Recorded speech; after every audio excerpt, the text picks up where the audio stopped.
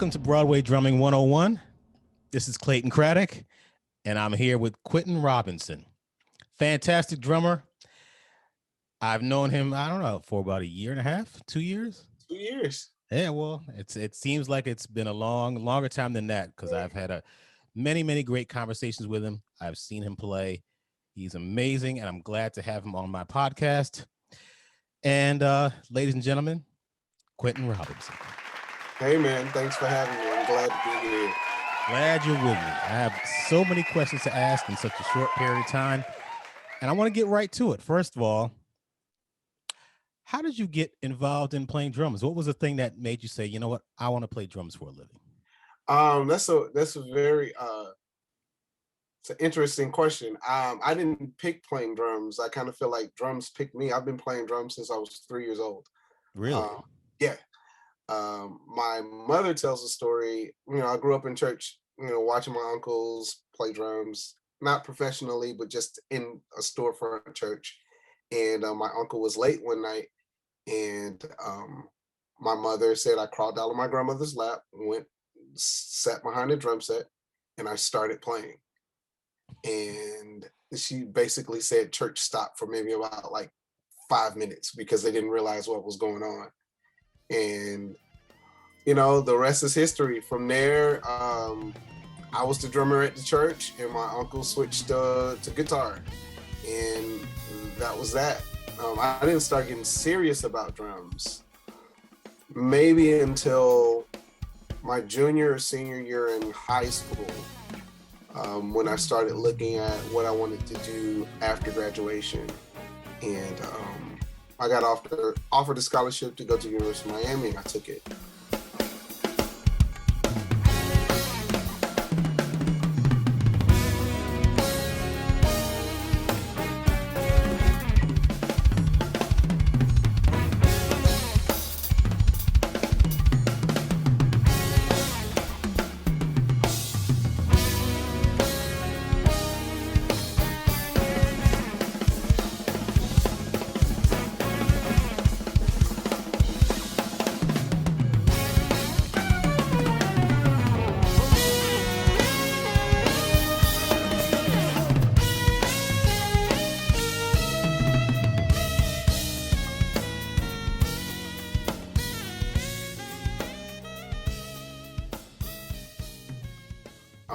Where'd you grow up, by the way?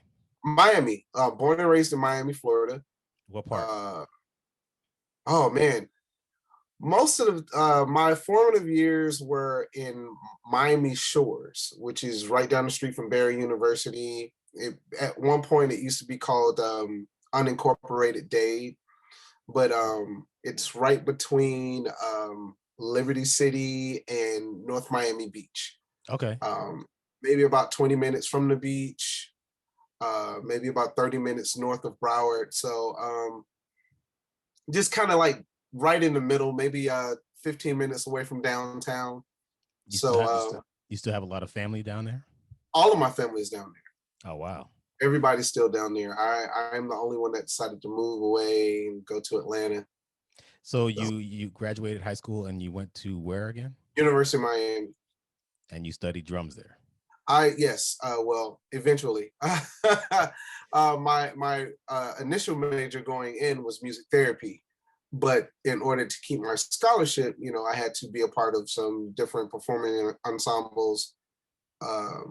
But then I got an opportunity to go on tour. So I took a year off, went on tour, and when I came back, music therapy was the furthest thing away from my mind. I wanted to play drums all of the time. And I switched my major to music performance. No, wait, what's music therapy? Oh, wow, man. So there are two different sides of it. There's the therapy part where music is healing. So, you'll use music therapy for mentally challenged individuals or older people. Like anything drum circle type is a type of therapy. You'll also have a commercial side of music therapy. If you ever go into a department store and the tint of the light is different, or the walls are a particular color, the music is playing at a certain decibel level, it is all to appeal to the senses to, buy something that's on sale or spend money. Even when you go into your schools or your jail cells, your penitentiaries, the colors on the wall are all a part of music therapy. You typically would see pastel colors on those walls because those emit cooler vibes, and it soothes the soul, as opposed to colors like black, red, and green, which kind of makes people Wait, aggressive. what's wrong with red, black, and green, man? Hey man, I didn't make the rules, man. Red, And anyway. red, black. So you finally picked up on that. Oh You're the my man. God. It's going to be that type of podcast. All right. Rack them up and let's play. Yeah. So you said you came back from the tour. Who'd you go on tour with? Oh man. So I went to this guy named Barry Ivan White. Barry Ivan White he sang with the Platters for 20 years. And I got a chance to do a European tour with him. And when I came back, I didn't want to do anything else. So what school was it again? University of Miami. The Okay. Hurricanes, man. Look, you can't forget that, brother. Okay. So and when I was there, we were winning a lot of football games. So the University of Miami is they have the U. That's the U, baby. Okay. How you know the nickname and not the school name? There's University of Florida. That's the Gators, right? No, we don't talk about those waterfish. We definitely don't talk about those Indians and Seminoles. No. Oh, dang. No. That's Florida State? No, that's Florida State. Oh, okay. Damn.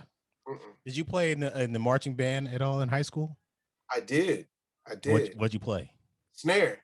I was a snare. I was captain? Say it again. Were you the captain? I was the drum section leader for a year or two. Okay.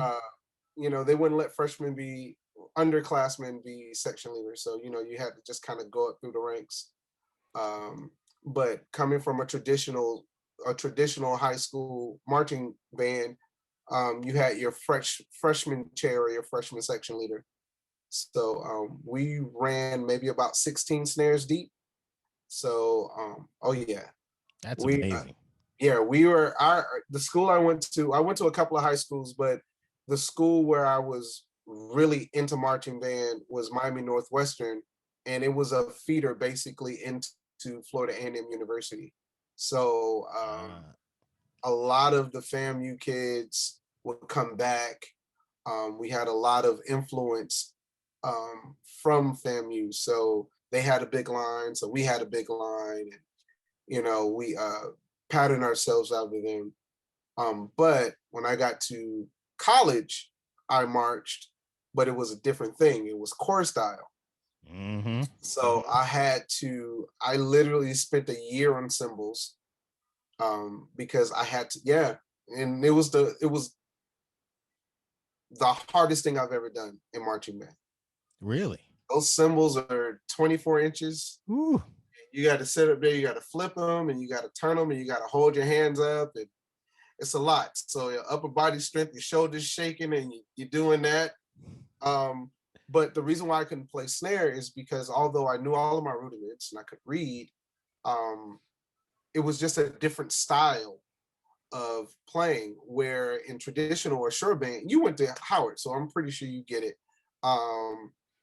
Everything was about the show. Core or drum core is more about precision. So not pulling focus, even if you moved your elbow out a little bit while you're doing a double stroke roll, you'll get called on that. So it was more about precision as opposed to the actual show of it all. So you went out on tour with Barry White. Barry Ivan White. I know. I was just joking with you. And you came back and you're like, you know what? This is all I want to do now. Mm-hmm. And did that mean you left college, or what did you do after that? Oh, I just started taking my applied percussion classes a bit more serious. Growing up so young, playing drums all your life, being the best drummer everywhere you go, elementary school, middle school, high school, you tend to get this sense of self-entitlement, and you think you're it's a couple of things. You're a teenager, and then you're good at something. So, you put those two things together, you get a really inflated ego. And I kind of felt there was a waste of time. It's like, these guys can't teach me anything. I wasn't listening. I was doing enough just to get the grade. And when I came back, I ran into just some amazing instructors, and they challenged me. And that was the biggest thing. I had never been challenged before, not to mention my other peers that were there. Like, I went to school with Ludwig Alphonse, who used to play with Spyro Gyra. He's back down in Miami now, but he used to be in New York for a while. Played with Spyro Gyra, played with Eldar. So we were literally kind of like frenemies. We were always paired together. If we had to do a performance, it was Q and Ludwig and Q. He pushed me a lot.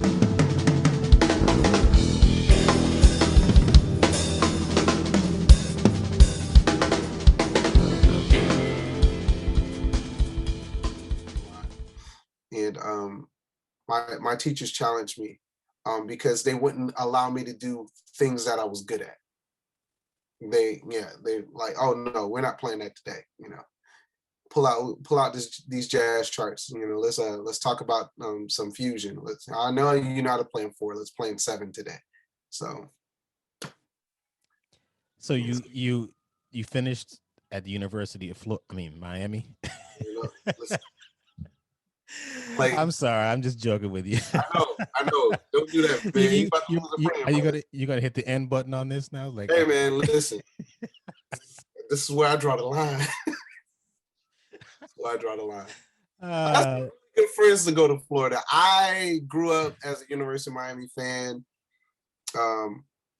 Like anybody, whatever your dad is into, that's what you're into. And my dad was a huge University of Miami fan. And when I went to school there, from a fan perspective, I enjoyed it simply because we were winning championships the years I was there. So. Oh, really? Wow. But yeah, I graduated in 2003. But I want to say from 99 to 2003, we were in national championship contention every year. Wow. Yeah. That's great, man. Must have been a great time, and being in the band and being around all those people. I mean, I always wonder what it was like going to a big school like that. It's not a big school though. Really? I mean, private institution. Really? It's a private institution. Okay. It's not a state school. Enrollment when I was there was maybe about 20,000 kids. Okay. Yeah, so it was a private institution, but because the athletic program, specifically the football team, was so great, they just had a lot of notoriety and a lot of money because they were on television primetime games like every week at that time. Right. So you got out in 2003. What did you do right after that? What did I do? Oh, I got married. That didn't work. So we're going to leave that there. But I continued to kind of build my career. I was playing at this church, and they paid pretty well. So, I had a kind of built in every 2-week gig. And I kind of felt like I wanted to do more. So then I got into education. Started off as assistant band director at a school in Miami, Michael Crop Senior High. I did that for a couple of years. And then because having Black men in the school system, they were so scarce, my principal said, oh, you have a degree. You're here every day anyway. Why don't I just pay you as a substitute teacher? You show up here every day. And when you need to miss, you can still miss. You just won't get paid for those days. So I did that. And I followed her to the next school she went to. And unfortunately, one of her teachers, a math teacher, fell down, broke her hip. And then I was in that classroom. math has always been one of those subjects that stuck with me. Mm. So I started teaching in the class, and they took a practice state test, and those students did very well on the test. And she made me take the math teacher certification test, Oh wow. took the certification test, and then I became a math teacher. So I taught math. Then she switched schools again, and I went with her simply because anytime I needed to miss for music, I could. Okay. Uh, so then I taught high school math from '06 to '09, and that was the end of education for me. And why is that? You went on tour, or what did you? Oh no! So she was pushing me to become a assistant principal, Hmm. and you needed 5 year prerequisite to become assistant principal is that you need 5 years in the classroom. And I was coming up on that 5th year, and she was having me make bell schedules and handle different things for the school, go and represent the school at different functions. And I kind of felt, and at the same time, while I was doing that, my music career started taking off. I started playing with more artists, started getting calls for more sessions. So those things started overshadowing the teaching thing. And I was like, well, you know what? If I stay on this path, in 3 years, I'll be an assistant, I'll be a principal, and I'll be super miserable. So I decided to step out on faith and just do music full time. That's great. And it's been the best decision that I've ever made. There's been some highs and lows, but I wouldn't, if I had to do it all over again, I would make the same decision. So you left education and Hmm. you decided to just play full time. Yes. Did you move to Atlanta after that, or were you teaching in Florida? After I stopped teaching in '09, I moved to Atlanta in 2010. I had the opportunity. I had a friend of mine who is a really big time producer, and he connected me with some management people for a very well known recording artist, and I put a show together for her. Um, Came up to Atlanta and presented it to her, and they were ecstatic. Like the management was ecstatic. I was gonna be her music director, and that was gonna be the beginning. And I don't know, maybe 6 months after that meeting, she fired the entire management team, and every decision that came with that management team actually went out the window. But I think for me, if it wasn't for that meeting and to know that was almost kind of like a confidence thing, like, hey, Q, you know what? You can do this at a high level. You just got to go to where the work is. And Atlanta was the biggest and closest industry city that I could get to. Um, New York just seemed daunting, and LA was just so far away. So I settled on Atlanta, and I moved up here. I was like, well, that didn't work out, but I think I have the wherewithal to kind of make it. And I moved up here, and just started trying to build my career from there. So who was the first act that you'd say kind of broke you into and moved you up to another level? I know you played with a bunch of different people, but was there one artist that you said, okay, now I think I've quote unquote made it? I'm not there yet. It's one of those Right. things, a perpetual chase, right? I won't say that it was a particular artist, but what I will say is that when the level of respect my name started to get in the industry, particularly in Atlanta, when those things started changing, it didn't necessarily make me feel like I made it, but I knew I was on the right track. Mm. Um, Not necessarily having to um, jump through hoops to get decisions made. If I said yes, it was done. People working around my schedule because as musicians, it's almost kind of like one of those take it or leave it things. It's like, hey, can you do this? No, I can't. I'm busy. Oh well, anyway, I'll find someone else. But when people are like, okay, well, when can you make it? We'll So that's when I started saying, okay, well, I'm doing something right. I don't think I'll ever say I made it, because excellence is not necessarily a destination. I believe it is a lifestyle, and the minute you stop climbing is kind of when you start declining.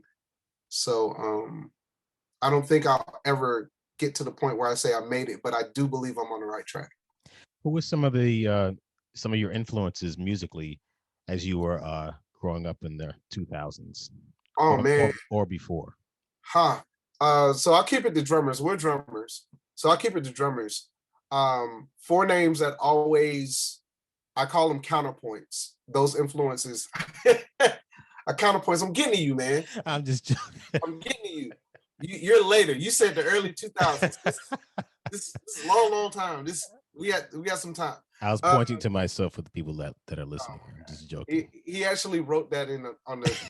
Hey, I'm gonna ask you these questions. Yeah, I said, who are your favorite drummers other than me? Other than me, I don't have that ego. I'm just joking, everybody. No, Clayton's a great drummer. But we'll get into that a little bit later. We'll fluff his ego a little later in this podcast. No fluff. Let me see. I'll start locally. So there's James Davis.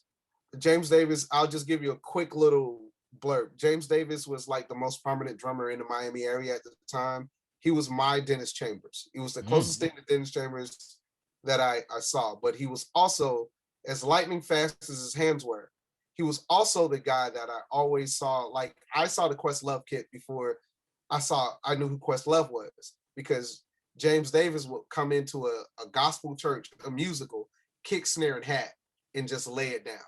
So James Davis, Jody Hill and James were kind of like, they came up together, but it's kind of like they were the guys in Miami.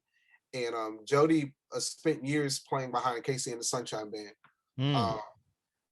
The things that I learned from Jody was not about not taking yourself so serious. He has such a huge personality, and he allows that to come out when he plays. He's also one of the first guys that won the drum off from Guitar Center way back in the day. So just kind of letting you know, that's before it got all watered down and all that stuff. But he was, I think, year 2 or year 3 of the drum off. He went all the way to nationals. And then we have Jonathan Joseph. Jonathan Joseph was the guy, and when I was in undergrad, the one that kicked my butt every single day. If I did something right, he yelled at me to do it better. If I did something wrong, he never yelled, but he just had a way of just making you feel like crap. So Jonathan also was the person that introduced me to jazz music. Growing up in my home, it was a very sheltered house. I was only playing to gospel music. The Winans, the Hawkins, Mahalia Jackson, and the Mighty Clouds of Joy. Those are the only things that were allowed to be played in the house, which is great music, but I had no idea of the other side. When I got to undergrad, Jonathan Joseph was the guy that introduced me to the Yellow Jackets. And that's when things just kind of, and at that time, Will Kennedy had left the Yellow Jackets, and they were between drummers. So Jonathan Joseph was one of the drummers that they were using. So he was playing between the Yellow Jackets and Pat Metheny. So this guy he's currently playing with Jeff Beck. So he's all world, and he's now one of the leading authorities when it comes to Afro drumming and independence. He has books out sanctioned by DCI, and he's just an amazing drummer. So that kind of takes me through my formative years, and then I have a lot of colleagues that I look up to, like Calvin Rogers, who's one of gospel's best drummers. There's not a gospel session in the past 15 years that he hasn't played on. And then Terry Baker. Terry Baker is the session king. Terry Baker is currently playing with Kurt Franklin. He's been doing that gig for I don't know how long. but Terry was the reason why I got into live recording and understanding how to become a recording drummer versus a show drummer. So those were my influences in the 2000s. I can go through a list, but those were the counterpoints of not people that I just met, but people that actually took time to impart knowledge to me growing up.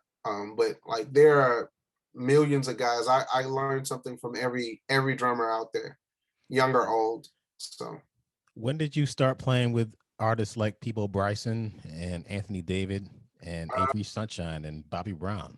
okay, so in chronological order, Anthony David 2012, Peabo Bryson 2014, Avery 2015, and Bobby in 2019.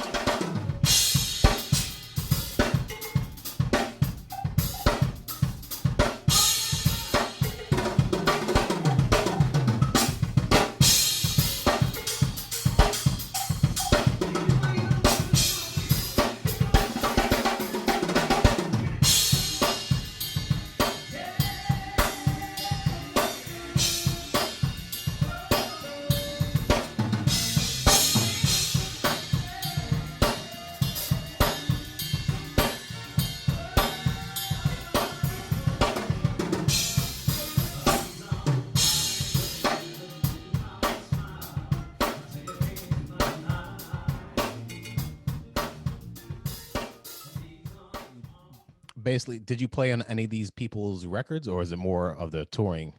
Anthony David, and Avery, I've played on maybe respectively, their past 3 or 4 albums. Oh wow! Peabo literally just released a record maybe 2 years ago. Bobby hasn't released new music, and he doesn't have to. Like Peabo and Bobby never have to release another song, and they will tour forever simply because they're legacy artists. Excuse me. So, how'd you connect with Peabo? There's a drummer here by the name of Jarrell Flynn who I've been doing that gig for quite a while, and he had some conflicts or whatever, scheduling conflicts, and he called me up just like super random. Hey man, what are you doing in the next couple of weeks? I was like, I don't have anything. And he was like, well, I got this gig I want you to do, and I'm gonna put you in contact with the music director. Music director calls me and says, yeah, just go on YouTube. We'll run the songs. I'm sending you the charts and we'll run the songs at soundcheck. So I didn't get a rehearsal. And my first gig was a 120-minute show in the Grand Bahamas, in front of maybe about 5,000 people with Peabo Bryson. Never met anybody from the band until I touched down in the Bahamas. And yeah, I literally had to play pretty much his entire catalog. Wow. With no rehearsal. So needless to say, trial by fire, man. Exactly. Was he, I guess he's pretty easy to work with. So his reputation definitely precedes him as far as drummers. He's very critical on drummers. Very hard on drummers. I slipped through the cracks. So he's always been very complimentary of my playing, and we always have a good time when I get a chance to play with him. So what does he look for that other people might have found to be very difficult or challenging? Playing the songs, playing the music, allowing yourself to become what that music is and not making it something that it's not. I think a lot of times you'll find drummers or musicians in general that will try to put their spin on music, and you're talking about Mr. Disney. Nobody wants to hear my interpretation of what those drum fills should have been in a whole new world. People want to hear the record. Like it's Disney. His songs are iconic. So you have to let ego die, and you have to play those songs as they were meant to be played. So I take that into every situation, but particularly the people situation. Um, just allowing the music to win out, and yeah, that works, and not being afraid to hit the drums. Like, he likes a drummer that can smack the drums. My one of my favorite songs of his is "I'm So Into You." Hmm. That was my song back in the day. I don't know if you guys do that. We do, we Okay, do. The man. funny thing about that song, my favorite is probably "Feel the Fire," Oh, but that too. "I'm So Into You" has a very specific drum pattern, and so usually we'll do "I'm So Into You" and we'll go into "Feel the Fire." Okay. And if you listen to the original recording, you'll hear there's a gliss on the ride bell. Hmm. If you don't do that gliss on the ride bell, the entire song is ruined. Really? It is a signature part of that song. I'm gonna listen to that again and Yeah, so pay it's attention. right in with the little bell thing at the top. Bum, bum, bum, bum. Yeah, like he's very keen on what his music should sound like, and when that is not there, it pulls his focus. Yeah, yeah, yeah. I get Not that. to mention he plays guitar. You Okay. know, So he knows exactly what he's looking for, exactly. and when you give it to him, then he's satisfied, which is very important when it comes to the topic of this podcast, Broadway drumming Yes. or drumming in general. I have talked to other drummers for this podcast, and they basically say, I'm not necessarily a Broadway drummer. I'm a drummer who plays musicals. And that's kind of how both have come to this as musicians who play all kinds of music. You come from a certain style and era, and I come from a certain style and era. But we understand, and one thing I like to emphasize is that we understand how to play musically and what people are looking for, and how to keep your ego out of it, because people are looking for a musician to play music.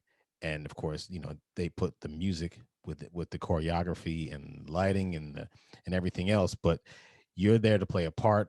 And just like Peebo's looking for that bliss, some dancer might be, the choreographer might be looking for a specific drum hit. And if that's not there, if you don't go plat do in the right place, everything else can go wrong. So it's the same kind of concept, but a lot of people don't understand that. And I like to emphasize that, which brings me to the fact that you've done all this other kind of stuff in the past, Mhm.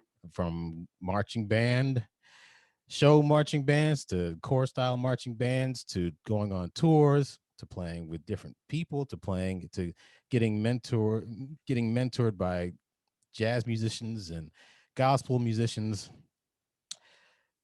What makes you want to play Broadway Okay, so musicals?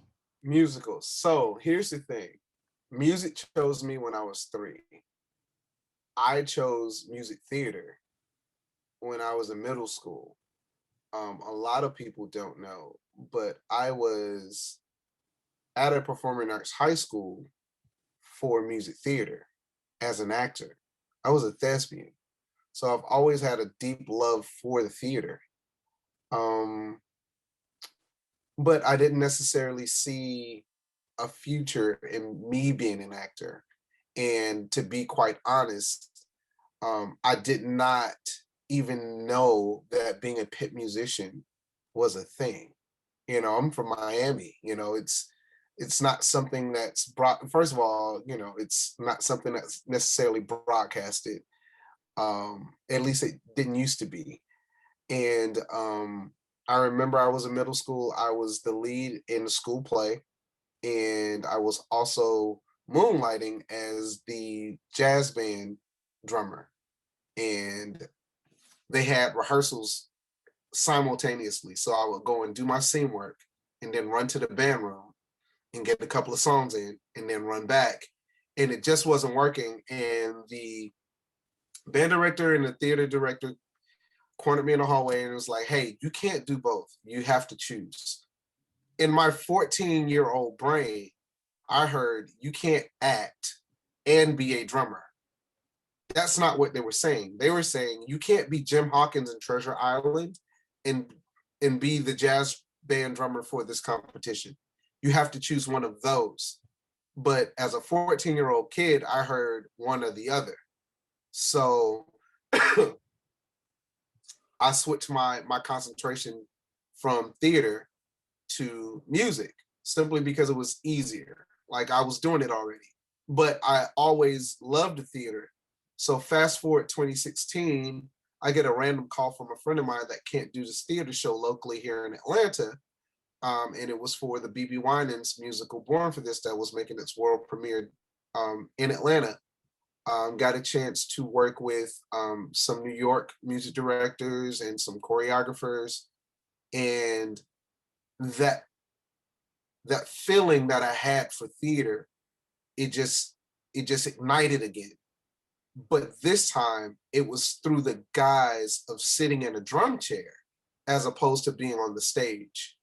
And from that moment in 2016 until now, I have shifted my focus into becoming a Broadway drummer simply because it's now what I realize without knowing it, that it's always been a passion to play music theater. It's just something about it. I tend to romanticize things, but there is something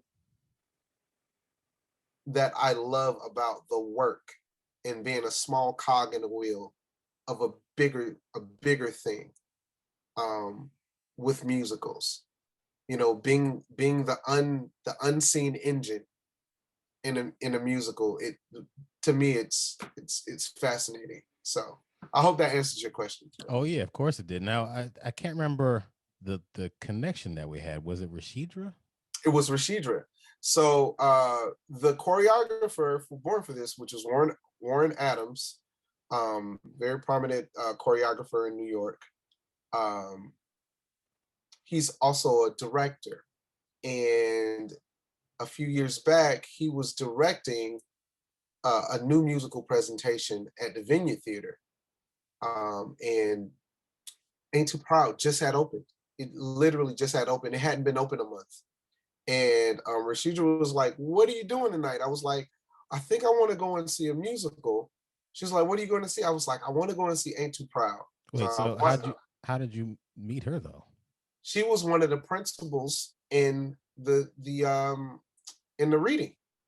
Oh, okay. So when you're doing a reading, everybody's kind of in the same room. We're not separated. Mm-hmm. So and because I got a chance to work with Joseph Joubert, which is incredible.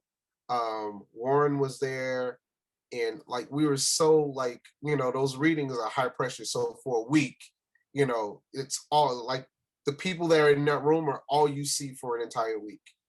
And we connected, and she was like, "Don't leave. I want to introduce you to somebody." And she introduced me to you. However, a month before that, I was up here doing another reading, and Jeremy Yadal gave me your information. You were in Paris, and I reached out to you, and you were so gracious. You were like, "Hey, man, I'm in Paris, but when I get back to New York, next time you're in New York, make sure you connect with me." And a month later, I'm doing the show, not knowing that you were playing Ain't Too Proud. So it was kind of like a dual connection to the same person without even knowing it. Uh Interesting. Now it all makes sense. And I think I met you outside of the door Yeah, of the theater after you saw it. yeah. Well, it was cold, so they let us in. Yes, So we were right on the mezzanine, like right there. Did I bring you downstairs that night, or we just? No, no. So what I found out is um to ask to sit in someone's pit is to the unwritten rule of wanting to sub their show. I had no idea.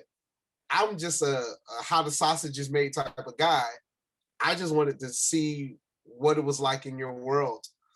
And we had a conversation. He was like, "Hey, next time you come back, you can sit in the pit." I already got all my 5 subs, and in my mind, that didn't even compute to me simply because at the time I was like, I wasn't even thinking about trying to sub your show. I just wanted to see, how the sausage was made, so to speak. I mean, And before you go on, that's what I did 21 years ago. I mean, I got my start playing a bus and truck tour of a show called Footloose, and we were in Las Vegas.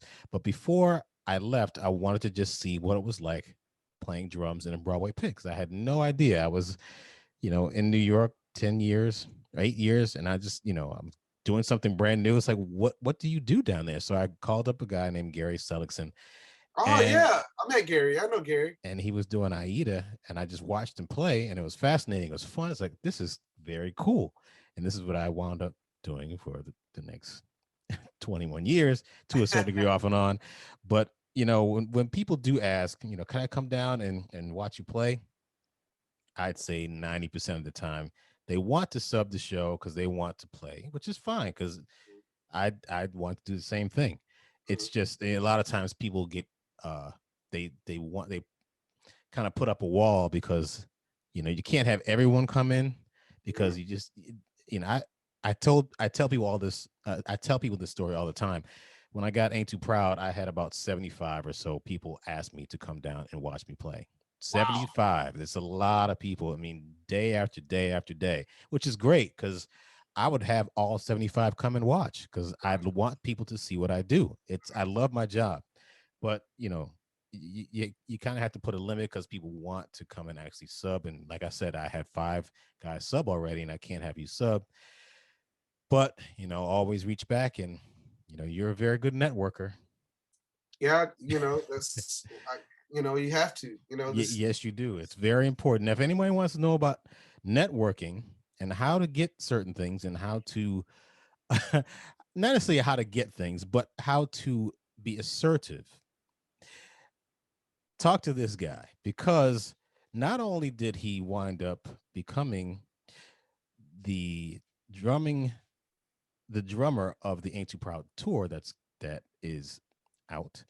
You should Uh have applause right here. You should have like crowd applause happening right there. he killed when he came in to sub for me. He destroyed my set, meaning in a good way. I mean, some other things I like to share. When people come in to sub, or they want to sub, and they learn the book, I say, I'm ready. I'm ready. I can tell within the first measure if they're ready or not, and if they're the right fit. Now, with you, as soon as you sat down and played the initial drum fill and the first measure, I'm like, okay, I can leave now. I can leave, because I know that you have it, and you killed it. And when I always check with the dancers uh afterwards, and I come in the next day, and they're like, how was he? And they're like, you weren't here? I was like, no, I wasn't here. It's like, that's great. Oh man, he's great, man. He sounded just like you, man. Oh man, bring him back. That's when you know you have the right sub. I appreciate that because you just don't know. Like the only person that actually said something from the cast was Saint. Yeah, Um him. Yeah, exactly. It was him. Saint was like, hey man, you know you do. As a matter of fact, remember we met. I think I sat in your pit maybe like 3 or 4 times, and Saint was like, I got a good feeling about you. And so when I finally did play, he was like, yep, I knew it. I knew it. He just, but And yeah. he's honest. He tell you, he's like, that person. No, don't bring him back. That person, he's all right. I look to him, of course, and Kenny too, because Kenny's the man. but Man, listen, but the dancers know, they can tell when somebody doesn't have it, and because they feel it. And the rest of the band feels it too. So you have to have the right vibe, and everything that you told me that led up to where we are right now is are the reasons why you've been chosen, because you've done other things than Broadway. A lot of people come out of school and all they want to do is play Broadway, and I recommend that everyone play other types of music, because you'll have a great background and a great foundation you to can pull work from from. things, right? Yes. Mhm. So that's I'm glad that they picked you out of Oh the my, 75. so am I. I am, let me say on your podcast, I am forever grateful. I will always be in your debt because I feel that, I do realize that Broadway touring is not um, Broadway, but I feel closer to my ultimate goal of playing Broadway, having my own chair. And that doesn't happen without you throwing my hat in the ring, um, and giving me the opportunity. Um, and I, even on this side, I get, when you refer someone, your reputation is also on the line. So having the faith in me and the trust in me, a guy that you did not know, to come in and you know just show what I could do. So I appreciate that. I wish I remembered more about my Broadway debut or subbing that show, but man, I was so locked into that book and Yeah, it, I was gonna ask you because I know what it was like for me starting my first show. What was it like for you being a sub? um I will say this: you made it a lot easier. Remember I came up on that Thursday and I kind of set in Thursday and Friday and then Saturday. In between the matinee and the evening show, you heard me play the stuff. Um, but Oh, before you go, what did you do? Tell the people that are listening to this, what did you do to prepare to sub at Ain't Too Proud? well, I got the first of all, I got the book. And if you remember, I brought the book every time I came into the pit, and I literally transcribed out the variances, things that you were doing versus what was in the book. And I asked a ton of questions, and I ate that book, and I ate the audio book, and I ate the video, the conductor's video, every day, like every day ad nauseum, because whatever you eat, you regurgitate. And I that was the only thing I was doing. And mind you, during that time, I was still touring with Peebo and Avery and Anthony and Bobby. And every moment that I got that I wasn't on stage or in a rehearsal or programming, I was listening to the book. I was going through the book. I was listening to the cast recording. I was listening to the drum audio book. And I even pulled the audio off of the conductor's video, edited out the drums, realigned the drumless cover of the conductor's video just so that I could play with it, so that I could simulate being in the pit. Like, so I turned all the lights off in here. I just had one screen with Kenny on the screen with the click blaring. And I was sitting there trying to make sure that I understood his timing, understand the relationship between the book and how you're playing these songs. Because the ink is one thing. And yes, you have to be accurate on the ink. But what's more important, particularly when you're dealing with a jukebox music or music that's so iconic like the Temptation music, is making sure that you nail the feel. Not the FILL, but the FEEL. And just making sure that I understood every measure of that book. It was that serious to me because I never want to pull focus. And actors talk about that all the time. But as musicians, we can also pull focus if they're used to, and I come in and go, might be the same idea, but they're listening for a specific thing. The lighting director is listening for a specific thing. Everybody is cueing off of what Clayton did. No one cares that Q is on drums. I had to be Q Craddock that week. So so for me, it was about doing my best Clayton Craddock um, imitation. So for me, it was that. It was ad nauseum, like just even when I didn't want to listen to it, I was listening to it. You know, That's exactly what you have to do, and that's exactly what I've done when I subbed at various shows over the years. You have to emulate the drummer that has the chair. Mhm. There have been times where people have subbed for me and they come in and they stink up the joint and they're like, they didn't like what I brought to the table. It's like, no, you're not supposed to bring anything to the table. Just eat from the table. Yeah, the Table's table's already there.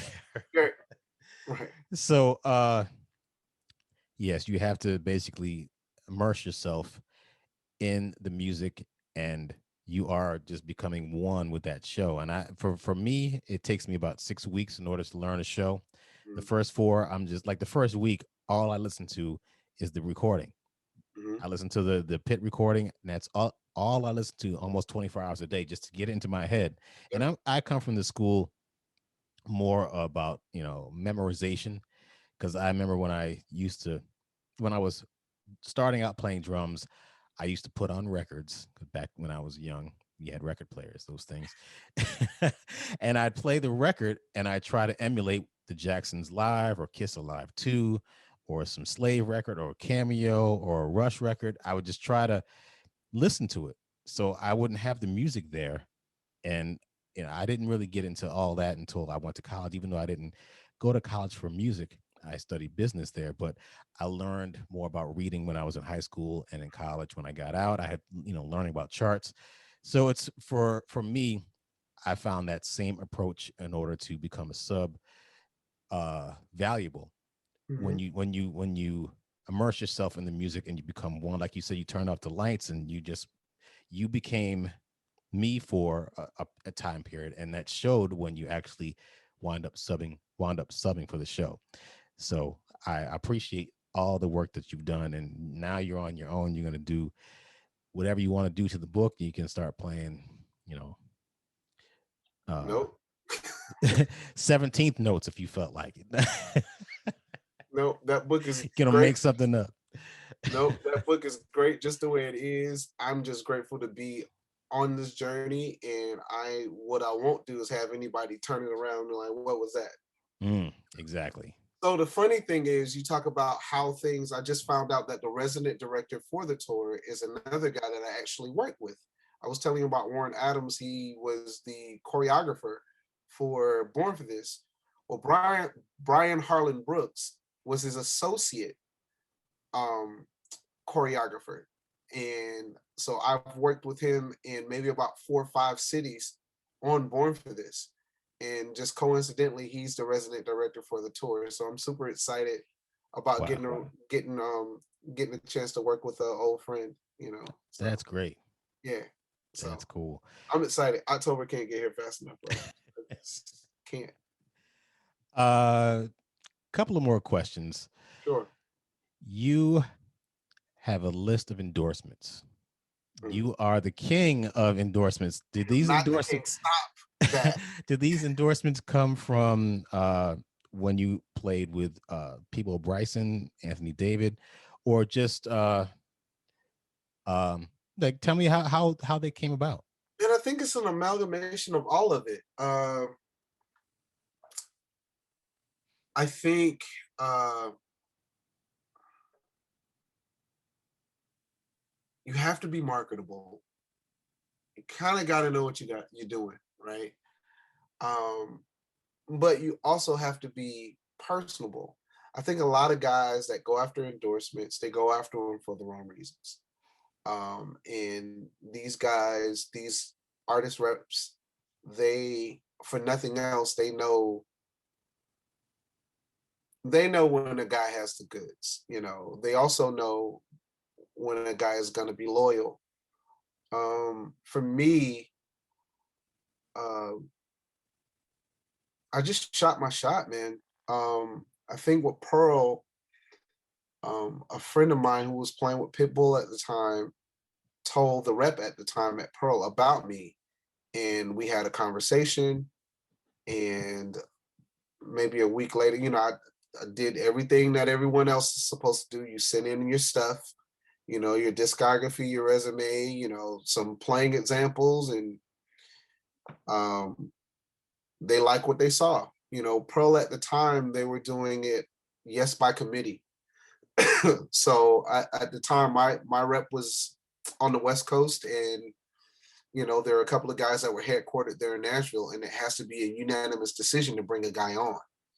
And after I sent my stuff in, it was maybe about a week, which is also odd, simply because that process can take anywhere from 4 to 8 weeks. So I got a yes in about a week. Um, uh, but prior to that, I think my first endorsement was with Sabian Symbols. That was '06. Um, and it's about once you meet these people, it's about being a human. I took an interest in who these people were. A lot the same way with you. When I talk to you, it's not drums, drums, drums, drums, drums. I'm asking about you. I'm asking about your family. I'm asking about how you are doing, with no other ulterior motive than to be a genuine person and to find out how my fellow human is doing. And I think a lot of people see these individuals for their position and what they can give them, and they forget that these people are human. And what I'm that's just my way. And I think when you take that and you couple it with my ability to play drums at a high level consistently, and the fact that I'm highly visible, and the fact that I can speak well for myself, when you pull all of those things together, I don't have to be Dennis Chambers. I can be myself and have a personality that people will want to sit down and have dinner with me, and we're fine. I think the thing to remember is be true to yourself and be honest about what it is that you want, and go after that. And if one company doesn't give it to you, that does not mean that you hop to another company just to get it, simply because they all talk. Just like every music director or music contractor knows that guy ruined the show over there. So 9 times out of 10, he's not going to get a call from that one, because they all know each other. All of these guys talk. And this is just about being genuine, man. Playing your butt off, doing all of those things that you need to do to present yourself as your own entity. Like when a company sees me, I pride myself on them looking at me and saying, that guy is going to be great whether we sign him or not. We might as well go ahead and ride this train and go wherever he is and support whatever he's doing, because as he elevates, he'll bring us along with us. Case in point, this Broadway tour will probably be the most extensive tour that I've ever been able to do in my life. I've had all of these companies that have been, you know, supporting me throughout the time. So it's a joy for me to be able to say, hey, I'm getting ready to do this tour, and introduce them to the production team. And the production team is like, hey, can you supply Q with the stuff that he needs? Or, can we work out a deal? And we'll put your name in a playbill. That's me being able to give back to this company. Over the next 2 or 3 years, there may be well close to maybe 500,000, 600,000 playbills printed. That's an exposure that you can't pay for. So I'm appreciative to them, but it's a partnership. It's not just giving me free gear, and it's not me just pubbing them. It's a mutual relationship. And when you understand it from that, it is a business thing. It is a relational thing. And it's how those things work together, as opposed to what it isn't is just a call to get free gear. There's a responsibility that comes along with that. And I think if you understand that, it becomes fairly simple. Look at people as humans and not just what they can do for you. And, you may see a different result than the one that you're getting.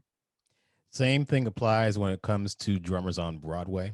Mm-hmm. We all know each other for the most part, and we hear about people trying to sub on our shows, and we know who's coming from a genuine place when they want to just see what we do, or they're just interested, or they're like, man, you should give me a gig subbing on your show because I'm good. I'm like, well, 74 other people are just as good as you.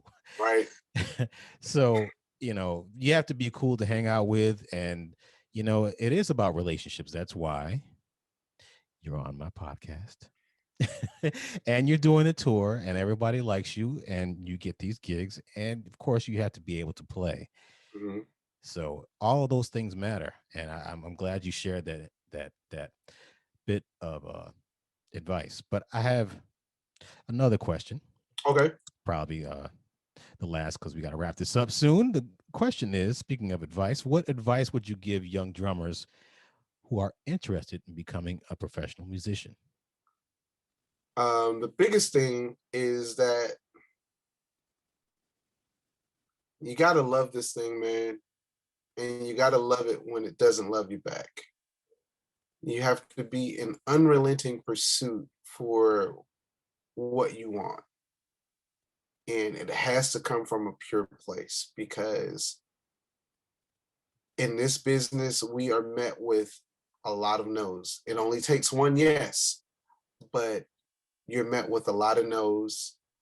Um, and you have to have a very strong sense of self-worth to be able to understand that although you are a musician, that is only a piece of who you are. um, and you can't let a great gig or the lack thereof define you as a person. um, I know for me, I struggled with that for a while, just trying to separate Q the drummer from Quentin Robinson the person. um, So it's also about being flexible. Um, Everything is not going to always go the way you want it to go. Backline may get messed up. You might not necessarily get to the hotel before sound check or anything like that. There are a myriad of things that can go wrong, but what you have to be able to do is still put on a great show. You know why? Because the person that's sitting in row 5, seat 3, paid to come and see you put on a show. And as a professional, you have a responsibility to give your all.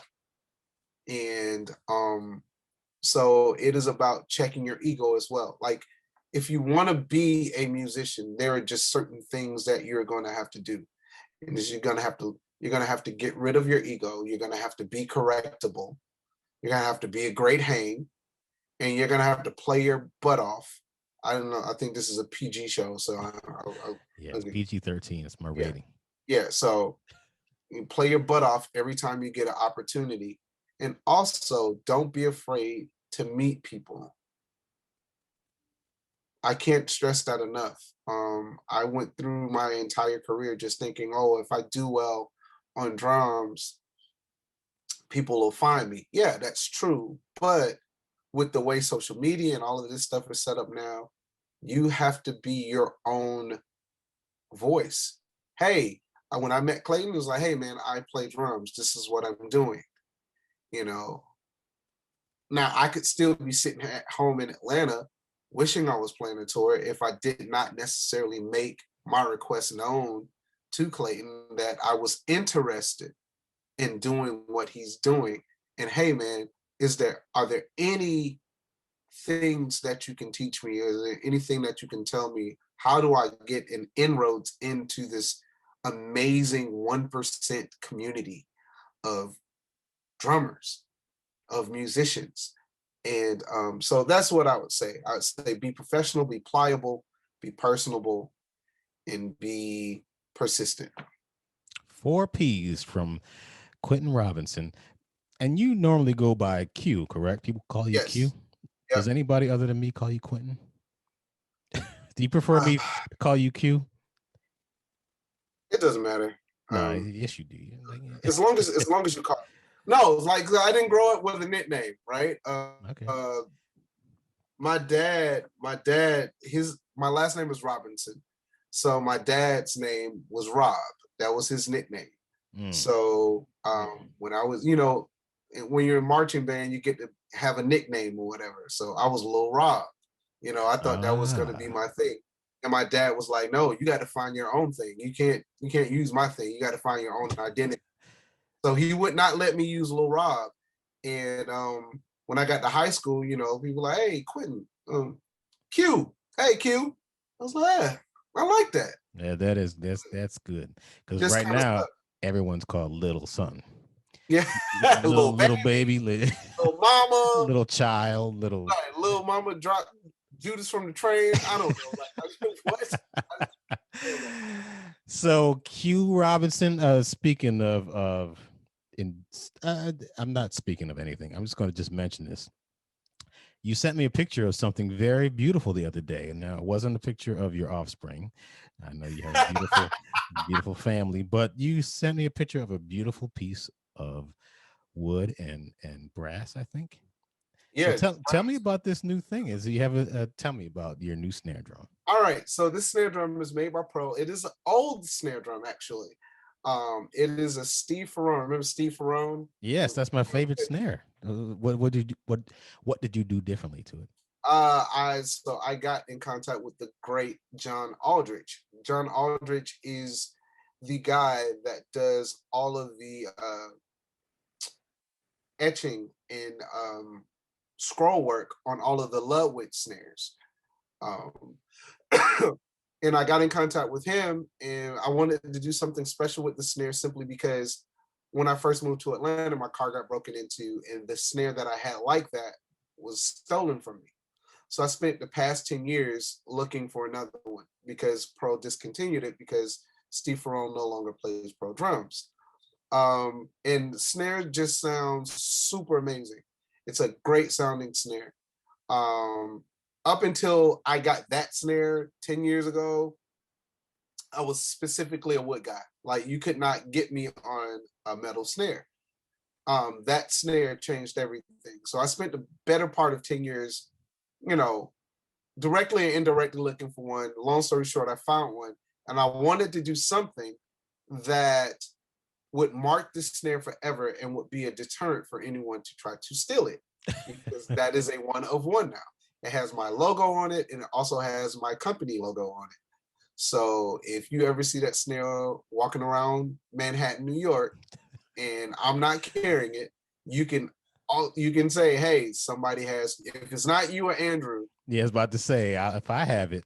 yeah, if it's not you or Andrew, you should definitely call NYPD and like say, "Hey, somebody got my boy snare." So is it something that Pearl is manufacturing for you or you just had it etched on there? I just had it customized on my own, Nice. because I think another thing when you're talking about now I can change the book and do whatever. One of the things that you have on your show is you use a brass shell snare. Yes. Um, and I want to make sure that I am doing what you're doing on the road. Ah, I want those people to come back from my show and book a flight to go to New York to hear your show. So I kind of feel as touring musicians, particularly on Broadway, what it's supposed to do is point people back to the mothership, right? So I want my sound to model yours. So I'm going to take that snare out with me because it is a brass shell snare. So it's beautiful. Now you also have do you have an endorsement with ProMark? I do. You have Pro your own sticks. So uh, what before you go and tell my listeners about the products that you endorse and enjoy and I saw that you did something recently on Instagram. Tell me more about the things and the products that you use and why. okay, so Pearl drums, simply because Pearl, in my opinion, makes the best drums on the planet. They've been doing it most longer than most, and they do it better than everyone, in my opinion. Sabian cymbals, uh, there's just something about the touch of a Sabian cymbal that I can't get around. It has been my sound for as longer than I can remember, and it will continue to be a part of my sound. Um, ProMart Drumsticks, which is a newer endorsement. I've only been with ProMart for going on 3 years now, but the consistency and the balance of their drumsticks, it just kind of feels like an extension of myself. I don't have to think about it. The weight is what it needs to be. The height is what it needs to be. I don't feel held back by my drumstick. What else? Oh, Remo drum heads. Uh, Only the biggest, the best drumhead company in the world. Artist Microphones, Empire Ears, Drum Dots, Dampeners, Roland Electronics. You know, the list goes on and on. Motion Pro Thrones, so I can sit through 12-hour texts without my back hurting at the end of the night. I never heard of those thrones before. It's Oh, interesting. we need to have a talk a talk about that offline. It is definitely a back saver. Anytime I know I'm getting ready to do any type of tech, whether it be television or a show, I will ship that throne top with me simply because it is a back saver.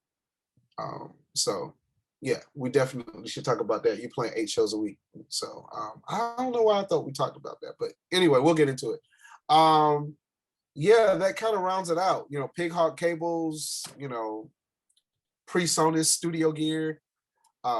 So yeah, you know, I will say this about endorsements though. It's not just about the endorsement.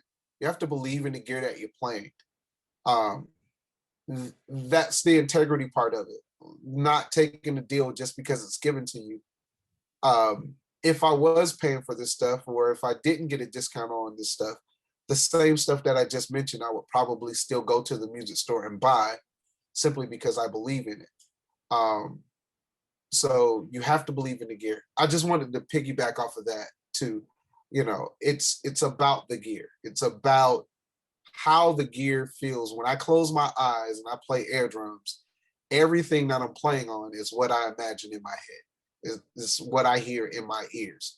And so, you know, yeah, that's that. So those in a nutshell, those are all of the endorsements that I have. If people want to get in contact with you, how can they find you? Easy. You can go to my website, www.imqrobinson.com. On Instagram and Twitter, it is at QGroovin. That's at QGROO, V as in Victor, I N as in Nancy.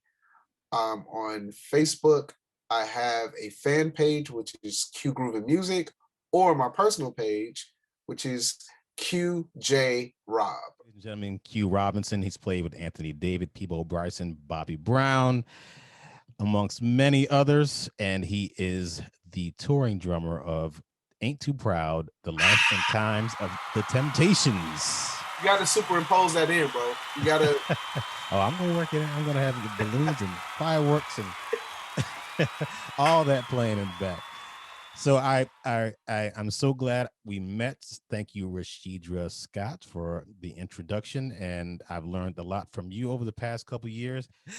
So yes, once again, ladies and gentlemen, Q Robinson. Let me say that one more time. He's played with Anthony David, Peebo Bryson, Bobby Brown, and he's on tour with Ain't Too Proud, The Life and Times of the Temptations.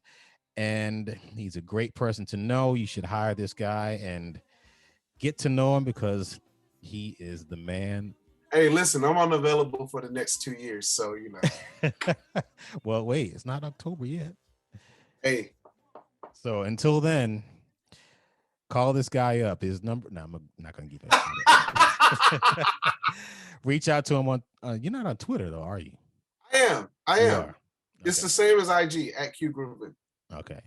Reach out to the man. Thank you once again for being a part of this.